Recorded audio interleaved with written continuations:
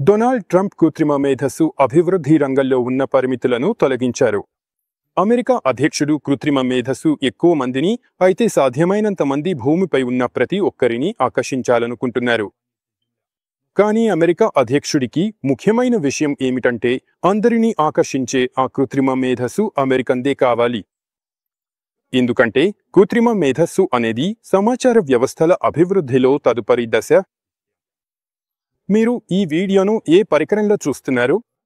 మీరు ఫోన్లోనా లేదా కంప్యూటర్లోనా చూస్తున్నారా? అక్కడ మైక్రోసాఫ్ట్, గూగుల్ లేదా ఆపిల్ వంటి అమెరికన్ ఆపరేటింగ్ సిస్టమ్స్ ఇన్స్టాల్ చేయబడ్డాయా?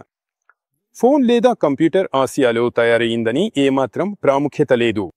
అమెరికన్లు ఖర్చుతో కూడిన ఉత్పత్తిని వేరే చోటికి తరలించి కొంత ఖర్చును తగ్గించుకున్నారు.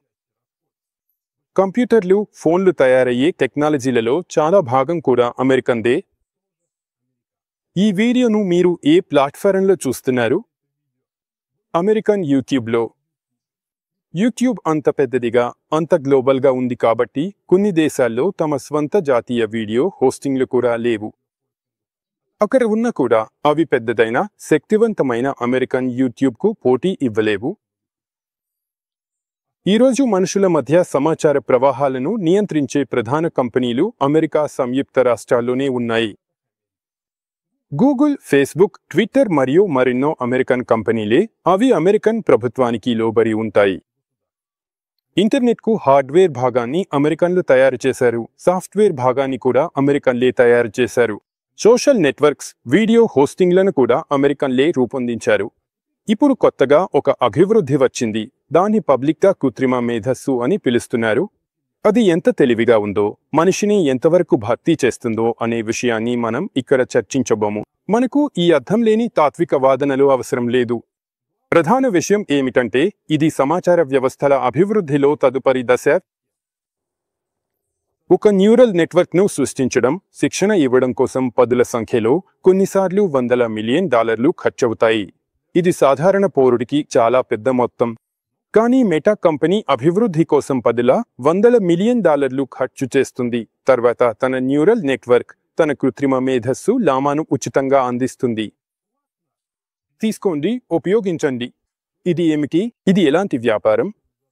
ఇంత పెద్ద మొత్తాన్ని ఖర్చు చేసి తర్వాత అన్నింటినీ ఉచితంగా ఇవ్వడం అంటే ఏమిటి? అది ఎందుకంటే ఇది చౌకగా ఉంది. ఒక స్ట్రాటజిక్ బాంబర్ తయారీకి ఖర్చు మొత్తం న్యూరల్ నెట్వర్క్ అభివృద్ధికి ఖర్చు అయ్యే మొత్తంతో సమానం. ఒక విమానవాహక నౌక, అణు జలాంతర్గామి అయితే మరింత ఖరీదైనవి $10 బిలియన్ ఖర్చవుతాయి. కానీ బాంబర్లు, విమానవాహక నౌకలు, జలాంతర్గాములు, ట్యాంకులు మరియు ఇతర ఆయుధాలు చాలా ఎక్కువగా అవసరం. కృత్రిమ మేధస్సును సృష్టించడం ఆయుధాలను నిర్మించడానికన్నా, సైన్యాన్ని నిర్వహించడానికన్నా చాలా తక్కువ ఖర్చుతో ఉంటుంది.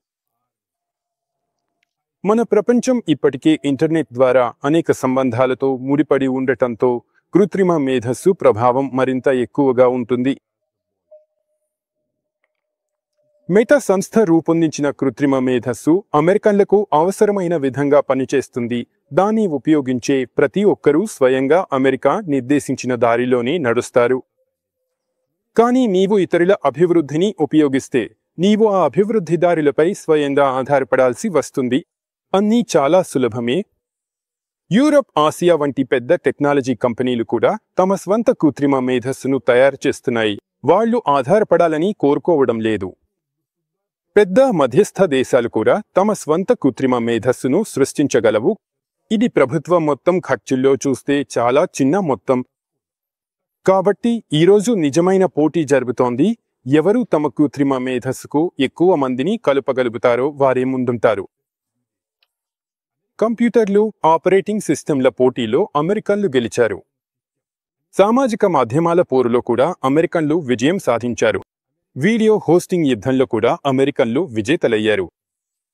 అందులో సందేహమే లేదు. అమెరికన్లు కృత్రిమ మేధస్సు పోరులో కూడా గెలవాలని కోరుకుంటున్నారు. అందుకే ట్రంప్ కృత్రిమ మేధస్సును అభివృద్ధి చేస్తున్న అమెరికన్ కంపెనీలకు $100 బిలియన్ కేటాయించారు. ఇంకా ఎక్కువ ఇస్తానని హామీ ఇచ్చారు. తద్వారా అమెరికా సంయుక్త రాష్ట్రాలు సమాచార వ్యవస్థల అభివృద్ధిలో కొత్త దశలో నాయకత్వాన్ని సాధించగలుగుతాయని ఆశించారు.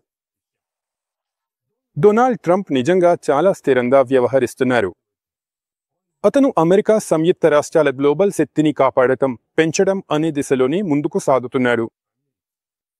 కొత్త సాంకేతిక దశ కొత్త నాయకత్వ పోరాటాన్ని తెచ్చిపెడుతుంది.